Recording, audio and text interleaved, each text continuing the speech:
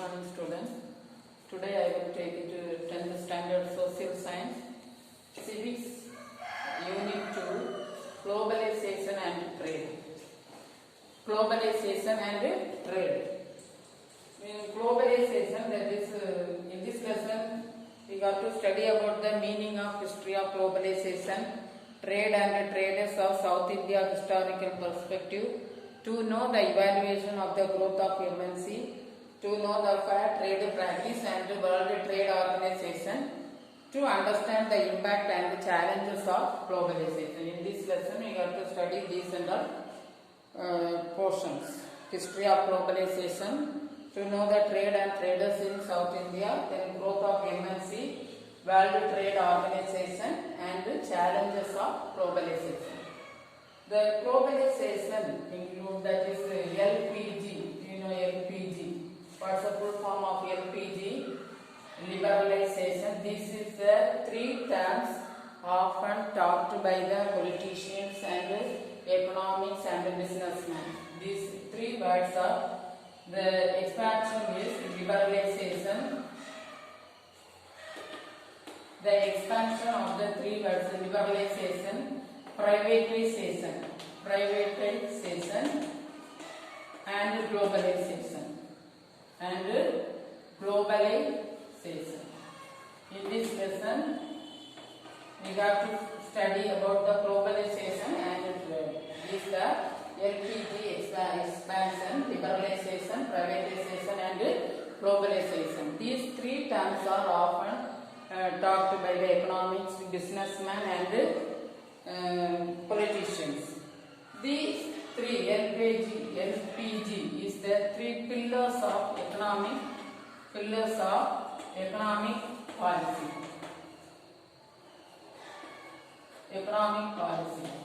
These three words are the pillars of economic policy. First, we have to study about the globalization. Globalization is the process of integrating the economics of the world without creating any barriers. A free flow of goods and services, technology, capital, and even labor or human capital. Listen once again. Globalization is the process of integrating various economics of the world without any barriers in the free flow of goods and services, technology, capital, and labor or human capital. Under globalization, the international market for goods and services are integrated. The international market for goods and services are integrated. Globalization is the integration of countries with the world economy. The globalization is also integrated the economy as a whole of the world economy. Basically, globalization signifies process of internationalization plus liberalization. Globalization is the process of internationalization plus liberalization. The globalization is the process of internationalization plus liberalization. We understand? Globalization is the process of integrating various economic activities of the whole world without creating any barriers, and free flow of goods and services, technology, capital, and even labor or human capital. Globalization is the integration of the world economy. So the globalization is the process of internationalization plus liberalization. So globalization is the process of internationalization plus liberalization. What are the three pillars of economic policy? Liberalization, privatization, and globalization. These are the three pillars of economic policy. The next one, history of globalization.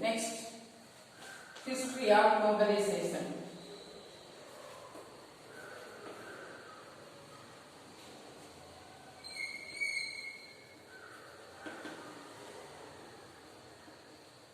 history of globalization. Next one, history of the history of globalization was defined by, introduced by Professor Theodore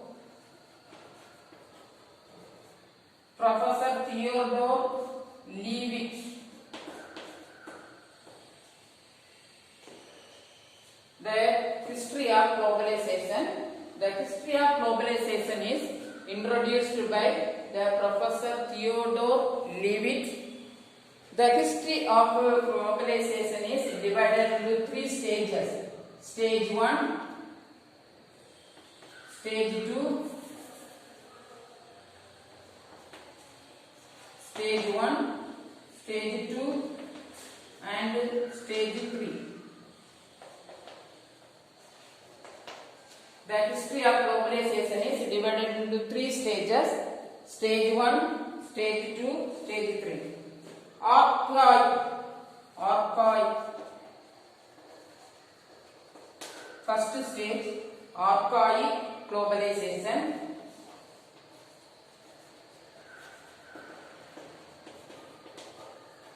Archaic globalization. Second one, proto-globalization. Proto-globalization. Third stage, modern globalization. There are 3 stages of history of globalization. This was introduced by Professor Theodore Leavitt. The 3 stages: archaic globalization, proto-globalization and modern globalization. These are the 3 stages of globalization. Next one.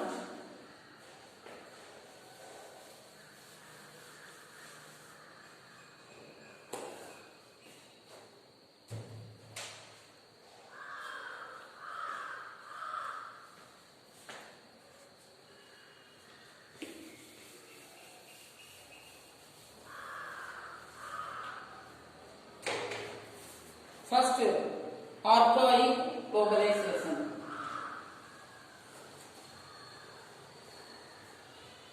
First stage, archaic.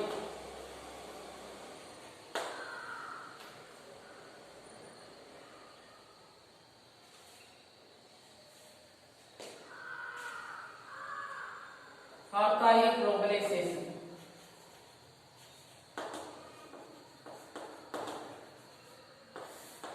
Archaic globalization, Andrew Gunda Frank. This was introduced by Andrew Gunda Frank. Argued that the form of globalization has been in existence since the rise of, there was a trade link between Sumerian and Indus Valley. There was a trade link between Sumerian and Indus Valley. This is the as early form of globalization in the trade link between Roman Empire, Parthian Empire. There was a trade link between Roman Empire, Parthian Empire and Han Dynasty. Made the commercial link between these powers, inspired the development of Silk Road. This is an early form of trade between Roman Empire, Parthian Empire and Han Dynasty. Next one, proto-globalization.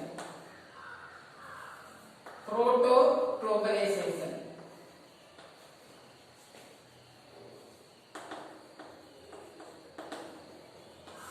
Proto-globalization. The next phase is known as proto-globalization. This was introduced in the 17th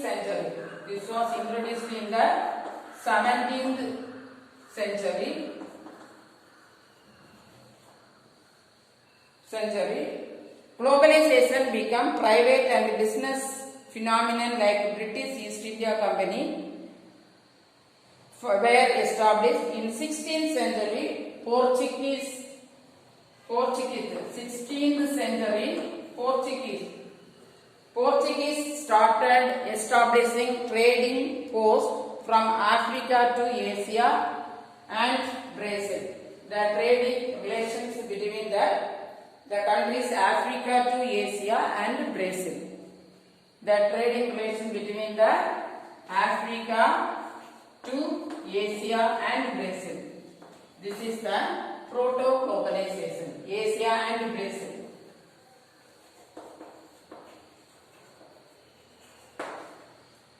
The next one, modern globalization. Next one, modern globalization. There are three stages of globalization: archaic globalization, proto-globalization. Next one, modern globalization.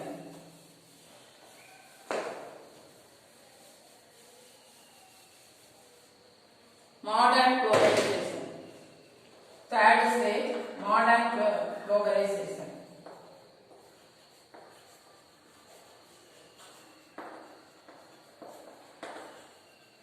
The modern globalization, it was started in 19th century.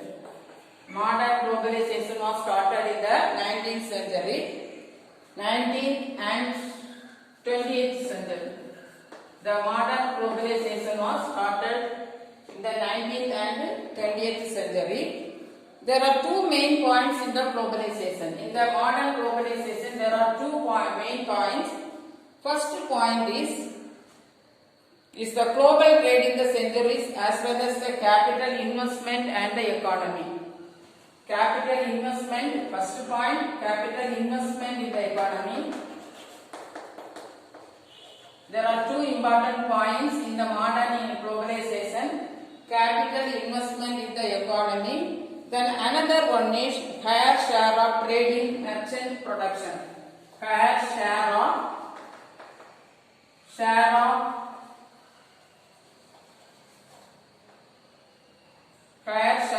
merchant production. There are two important points in the modern globalization. First one, there are three stages in the globalization. That one, archaic globalization, proto-globalization and modern globalization. It was introduced in the 19th and 20th century. There are two important points. What are they? Capital investment, share the market, merchant production. These are the two important points in the modern globalization. Then multinational trade contracts. Multinational trade contracts and agreements have been signed like GATT. There was a agreement between the GATT and World Trade Organization. GATT, full form, General Agreement of Tariff and Trade. GATT, full form, General Agreement, Tariff and Trade.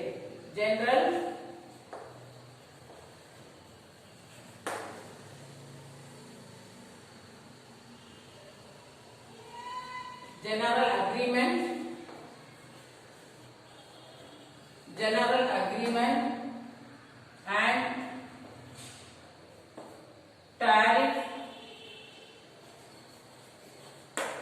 and Trade. General Agreements of Tariff and Trade. General Agreements of Tariff and Trade. This is the full form of GATT. There was a contact between the GATT and World WHO. What's the full form? World Trade Organization. Trade Organization.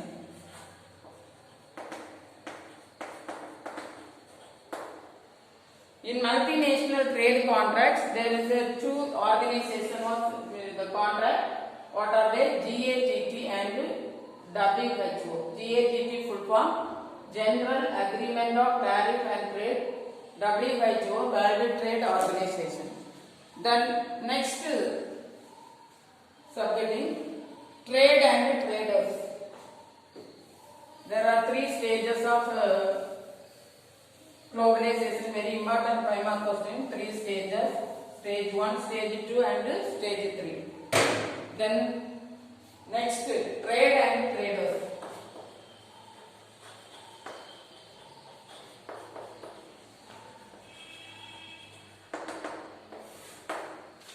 Trade and traders guilds are formed by the merchant in order to organize and expand their trading activities. Trade and traders organize the organization in order to expand their trading activities. Then trade guilds become channels through which Indian culture was exported to other lands. Then early traders, first one, early traders.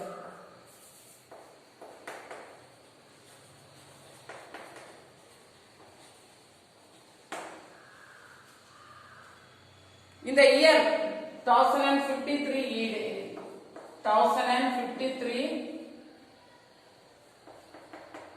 AD, the Kalinga traders brought the red-colored stone decorative objects for the trading purposes and also cotton textile to southeast countries. The 1053 AD, the Kalinga traders trading the red-colored decorative objects and sell to Asian countries, and cotton also sell to Asian countries. Then European traders in South India. Next one. European traders. What are the European traders? Trade in South India.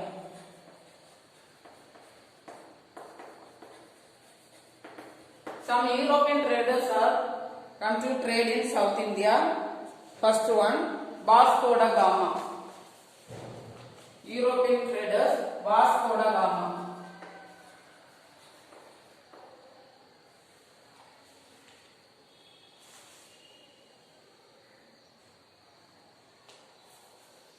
Vasco da Gama. First person, Vasco da Gama. Portuguese under the leadership of Vasco da Gama. Portuguese, he is a Portuguese person. Under the leadership of Vasco da Gama, landed at Calicut. He was landed at Calicut in the 17th century. In the 17th century. In the year 1498. In the year 1498, Vasco da Gama landed at Calicut. Profit of goods brought by Vasco da Gama to Portuguese were 60 times cost of their expedition to India. The arrival of Pedro Alvarez Cabral in India 1500 AD. Who was arrived in India? The Pedro Alvarez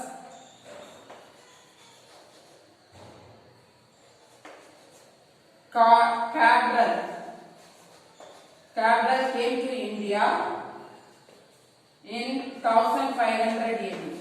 In 1500 AD. Then Vasco da Gama landed at Calicut in the 17th century in 1498. Then Pedro Alvarez Cabral came to India in 1500 AD. The next one, the Dutch in South India. Next, European, the Dutch. Next, European, the Dutch. Next, European, the Dutch.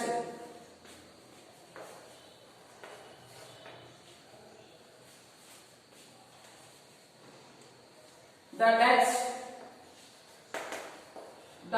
Dutch in South India.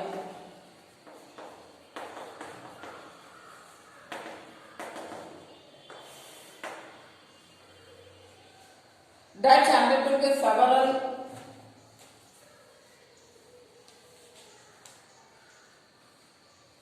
The Dutch came to India East India Company in the year 1605. The Dutch came to India in Admiral van der Hagen was the Pulicat. The headquarters is of Duchies in India. The headquarters, the Admiral who came to India, Admiral van der Hagen came to India in 1605. 1605. The headquarters of Duchies, India. The headquarters of Duchies, India. The next one, Queen Elizabeth. On 31st December, Queen Elizabeth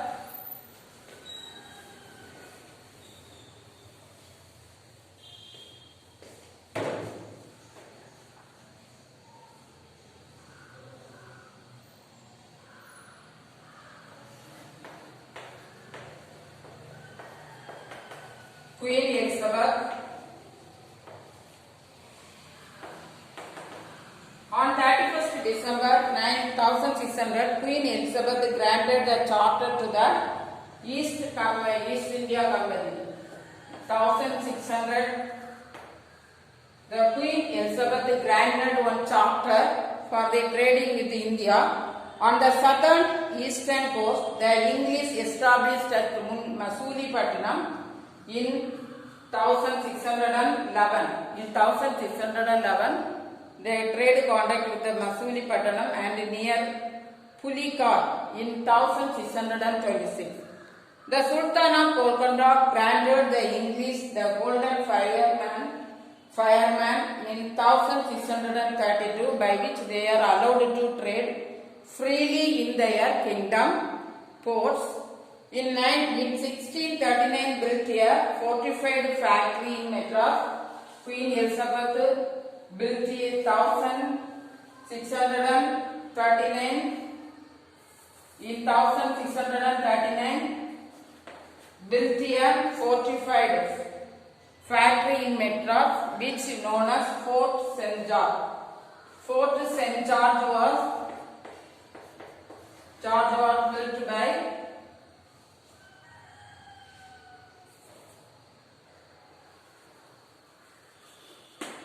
which soon displaced Masulipatanam as headquarters of the English settlement. The next one, the Danish. The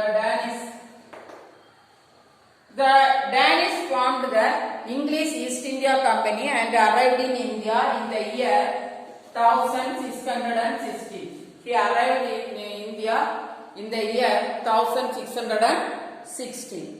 The Danish settlement was established at Treguba. The Danish settlement was at Treguba. Tranguba.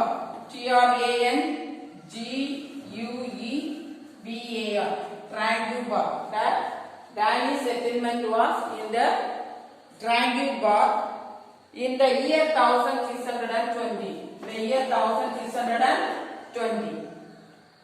Which was the headquarters of this headquarters also India. The Danish headquarters was in India. It was the Danish. It came to India in 1616.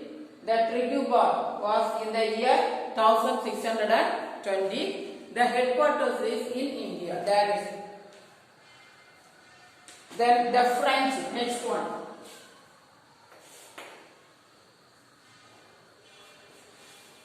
French. The first French factory in India was established in 1668. The French factory was established in the year 1668. The first French factory was set up in the year 1668 by obtaining permission from the Sultan of Golconda.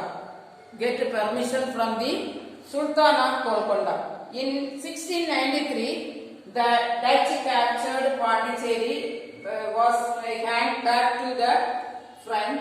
In 1701, in the year 1701, Pondicherry was the headquarters of the French. The Pondicherry was the headquarters of the French. Pondicherry was the headquarters of the French traders.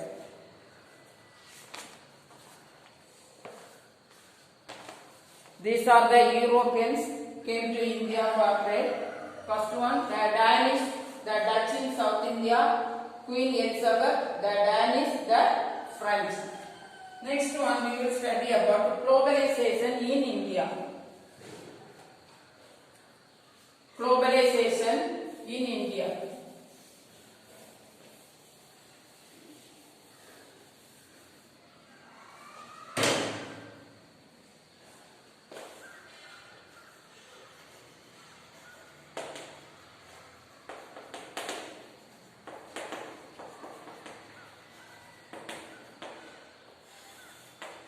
Globalization in India. In India, the period after 1980 to 1981 was marked by severe balance of payment difficulties, mainly due to the hike in oil price and Gulf War in 1990-91. Reforms made to adapt globalization. What are the reforms made to adapt the globalization? Abolition of industrial licensing. Abolition.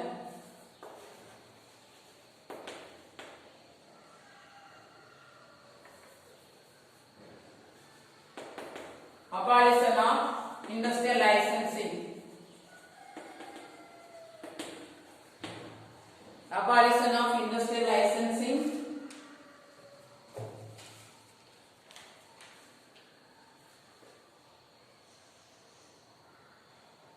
Second one, reduction in the number of industries. Reduction in the number of industries.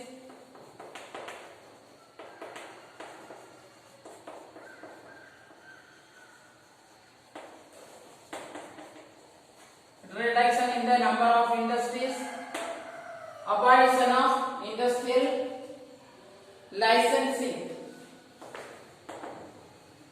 Abolition of industrial licensing. Second one, reduction in the number of industries. Foreign private sector trade. Foreign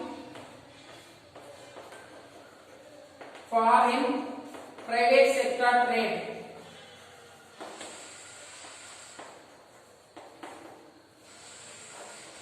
Foreign private sector trade. The statutory liquidity ratio. The statutory liquidity ratio.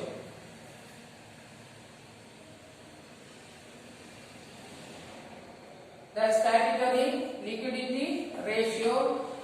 Fifth one, exchange of rupee to exchange of exports of India. Exchange of money. Exchange of money. These are the new economic policies. Exchange of money. Then globalization. What are the new economic policy followed in the economy? Abolition of industrial licensing. In the globalization, without licensing started the work. Abolition of industrial licensing. Reduction in the number of industries. The number of industries are reduced. Foreign private sector trade. The statutory liquidity ratio. Statutory liquidity ratio.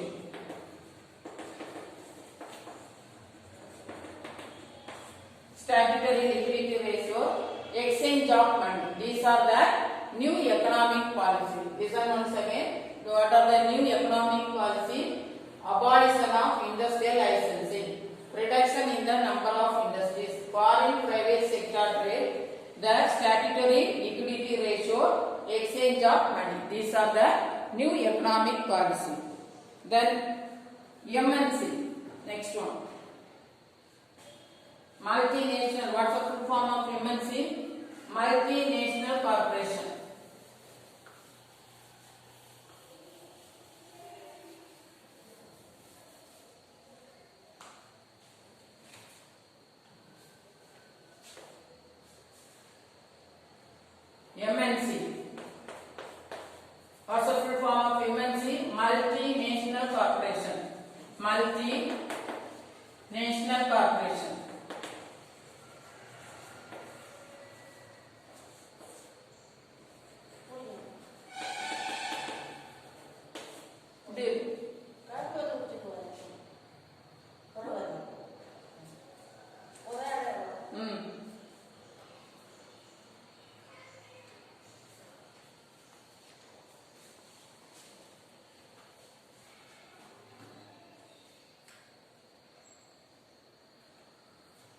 Multinational corporation. Multinational corporation is a corporate organization which owns goods and services, production of goods and services at least one country other than its home country. Multinational corporation definition, listen once again all of you. Multinational corporation is a corporate organization which owns and control production of goods and services in all countries, at least one country other than its home country, or services in at least one country other than its home country. Listen once again. Multinational corporation is a corporate organization which owns or control production of goods and services at least one country other than its home country. Otherwise, it is called as multi-traditional corporation. Multinational corporation is called as multi-traditional corporation. Traditional corporation. Otherwise, it is called as multinational enterprise or multinational enterprise. Multinational corporation is otherwise called as traditional corporation or multinational enterprise. What's the definition of multinational corporation? Multinational corporation is a business enterprise or a corporate business enterprise which owns or controls goods and services at least one country other than its home country. Evaluation of MNC.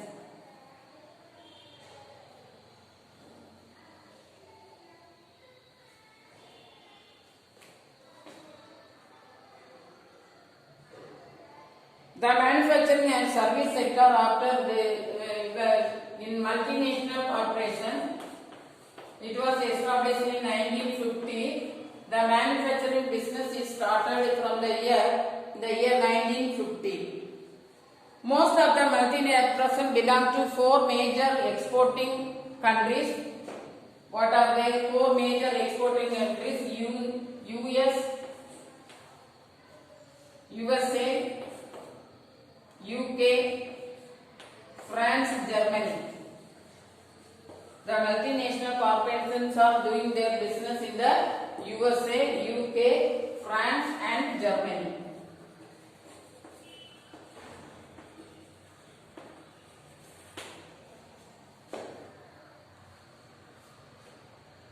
With their huge resources, the multinational corporation is able to invest research and development. With a huge resource, huge capital, the multinational corporations are invest their research and development and exploit technological development to manufacture new product and discover new process.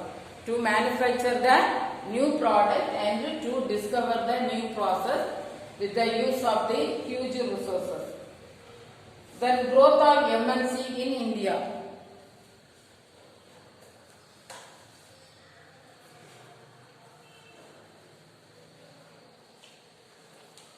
Growth of MNC in India.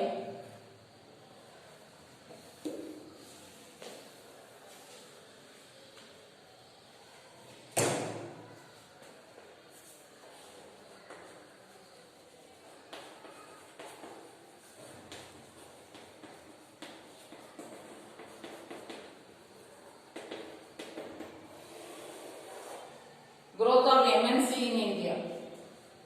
In 1948 to 1988, in the year 1948 to after the independence, 1948 to 1988, there are 12,760 foreign collaboration agreement in 40 years. Within the 40 years, there was a 12,700 from the year 1948 to 1988, 12,760 foreign collaboration within the 40 years. Foreign collaboration agreement FIB, foreign investment project was announced in the year 1991. It was increased in the FDI, foreign direct investment. foreign investment policy. The full form of it was established in the year 1991. Foreign investment policy.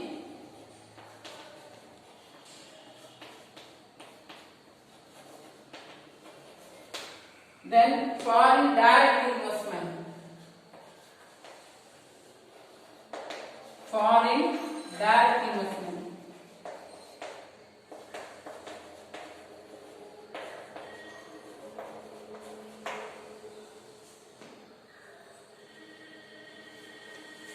Then reasons for the growth of MNC. What are the reasons for the growth of MNC? Growth of MNC in 1948 to 88, within the 40 years, 12,760 foreign collaboration, and also FIP, foreign investment policy, FDI, foreign direct investment. The next one, reason for the growth of MNC. Reason for the growth of MNC. What are the reasons for the growth of MNC?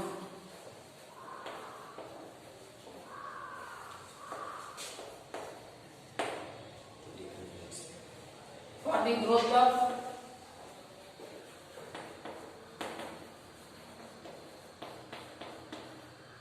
what are the reasons for the growth of MNC?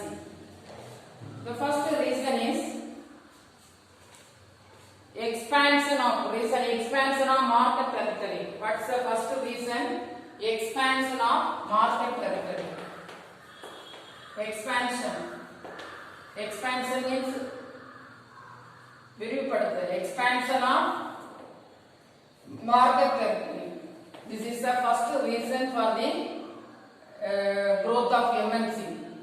Different products and are manufactured in the different countries, so the market will be expanded. Expansion of market territory.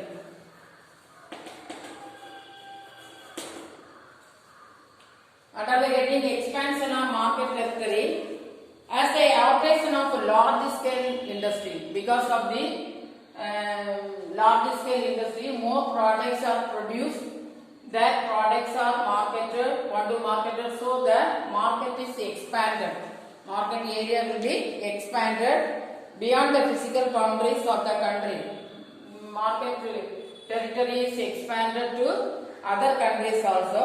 Boundaries of the country in which it is incorporated. Marketing superiorities.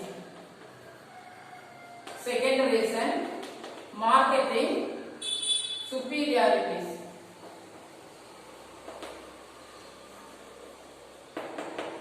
Marketing superiority. Multinational firms enjoy a number of marketing superiorities.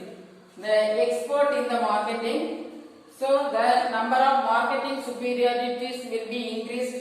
It enjoys marketing operation and will face less difficulty of market the products in the market because of the promotion of advertisement and salesman.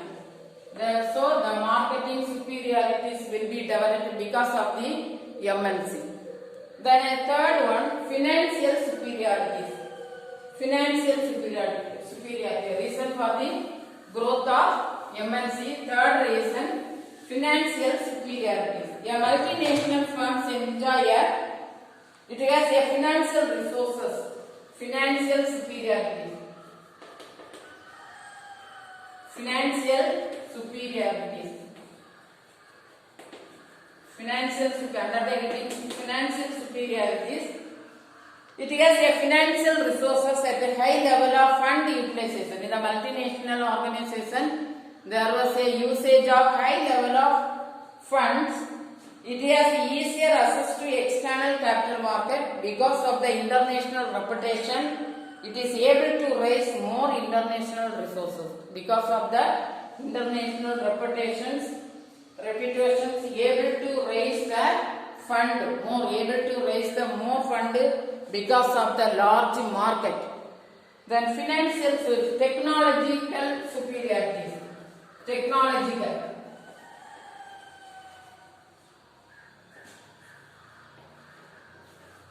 technological superiorities. Under the heading technological superiorities, the main reason why MNC has been encouraged by underdeveloped countries. The MNC developed the underdeveloped countries by introducing new technology in the market, and that will increase the production of the product, that will increase the market and technology superiorities which these firms possess compared the national companies. That company is compared with the national companies. That is the main reason for the technological superiority means in invention of new method of production. The production will be increased, so the market is also automatically increased. The technological new invention is also developed. These are the four reasons for the growth of MNC. What are the four reasons for the growth of MNC? First one, expansion of market technology, marketing superiorities, financial superiorities, technological superiorities. Then what are the advantages of MNC? Next one, what are the advantages of MNC?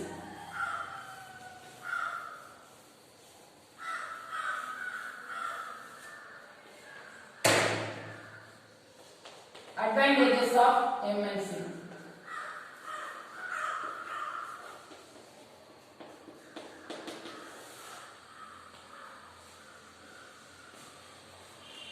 First one, producing the same quality of goods. First advantages, producing the quality goods.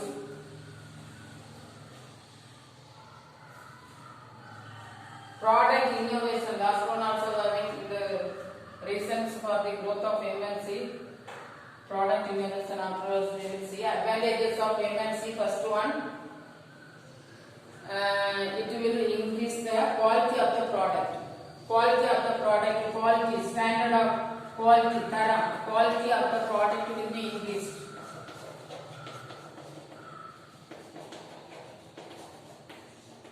Because of the MNC, the quality of the good quality product is produced by the company, so the quality of the product is also increased. MNC reduces prices. The MNC also reduce the prices. These are the advantages of MNC. Multinational reduces the cost of the price of your product, reduces the price of your product. Second advantage, first one, quality of the product will be increased. Second one, increase the purchasing power. Reduces the price of the product and increase that will automatically increase the purchasing power. Purchasing power. If the reduces the price of the product, automatically it will increase the purchasing power of the product. MNC is able to take advantage of tax variation. There was a tax variation will be increased in the because of the MNC. Then job growth in the local economics, increase the job opportunities. Increase the job.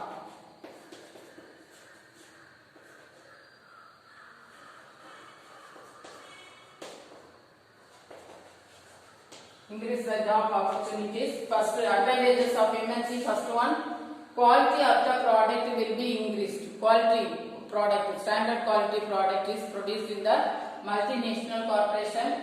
Then reduce the price of the product. Each product the prices will be reduces. That will automatically increase the purchasing power of the product. Tax variation. Then last one, increase the job opportunities. Then what are the disadvantages of MNC? What are the disadvantages of MNC? Advantages, 4 advantages coming. The next one, disadvantages. Quality of the product will be increased. Reduce the price of the product, automatically increasing the purchasing power. tax variation increase the job opportunities. What are the disadvantages?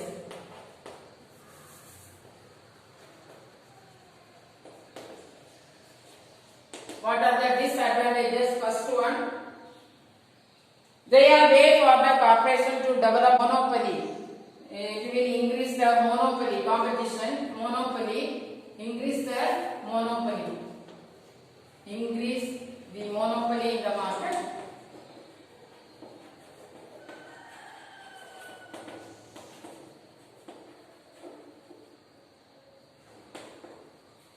Monopoly in the market. They are also determine effect on the environment, that will affect the environment. Affect the environment.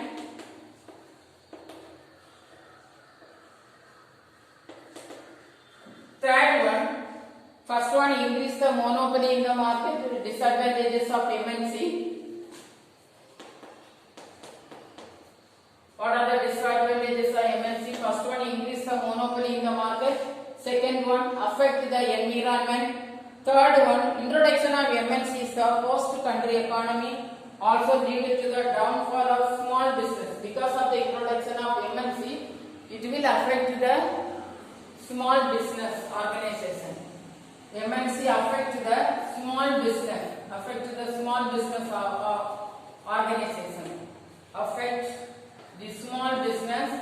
organization. It will affect the small business organization.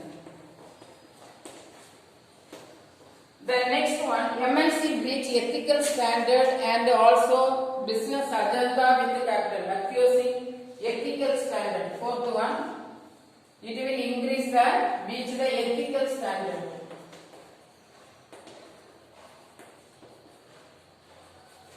These are the advantages of disadvantages of MNC. What are the disadvantages of MNC? Increase the monopoly in the market. Next one, affect the environment. Next one, affect the small business organization. Last one, ethical standards.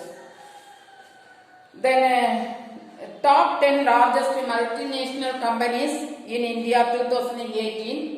Sony Corporation, Tata Group, Microsoft Corporation, IBM, Nettle, Protector, Gamble and City Group, Pepsi Company, the Coca-Cola. These are the examples of multinational corporations.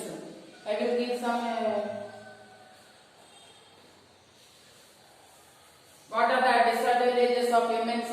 Increase the monopoly in the market, affect the environment, affect the small business organization, then ethical standards. Then some top multinational corporation, Sony Corporation, Microsoft Corporation, IBM, City Group, Pepsi Company, the Coca-Cola. These are the multinational corporations.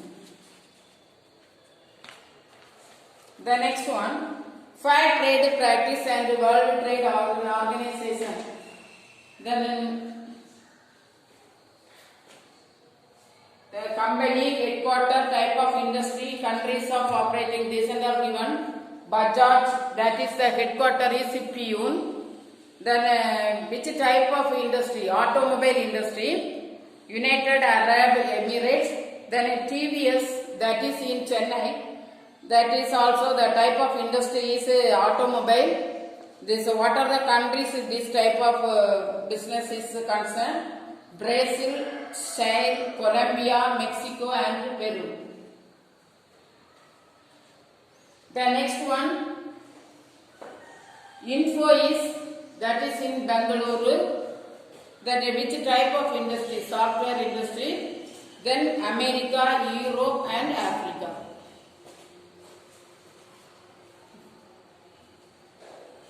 The next one, TVS.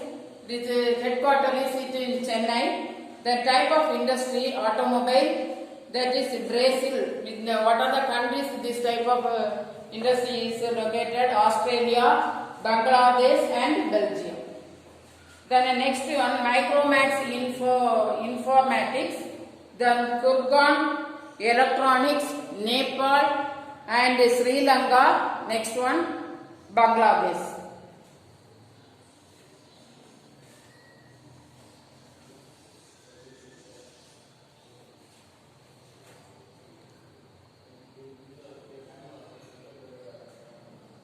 Then fair trade practice and World Trade Organization we will see in the next class. Then some of the abbreviations I will explain about that. FERA. FERA means Foreign Exchange Regulation Act 1974. FERA means Foreign Exchange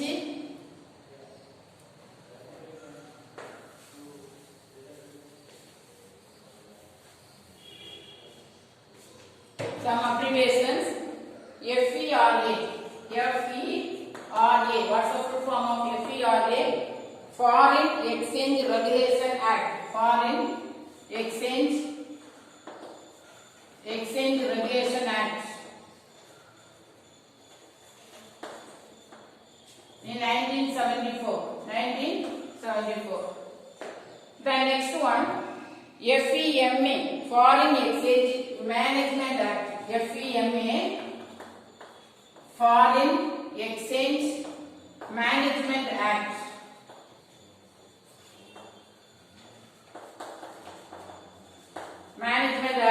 The next one, Foreign Contribution Regulation Act. Foreign Contribution Regulation Act. Foreign Regulation Contribution Act 2010. Foreign Regulation Contribution Act, that was in 2010. Foreign Regulation Contribution Act.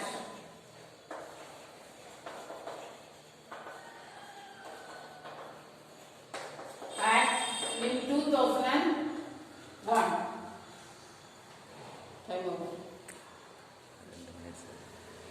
Foreign Contribution Regulation Act 2010. These are the Foreign Exchange Regulations Organization. First one, FERA, Foreign Exchange Act 1974. FEMA, Foreign Exchange Management Act. Then FRCA, Foreign Regulation Contribution Act 2010. Thank you. We will study next continuation. Then also having fair trade practices and World Trade Organization, GATT. We will see in the next class.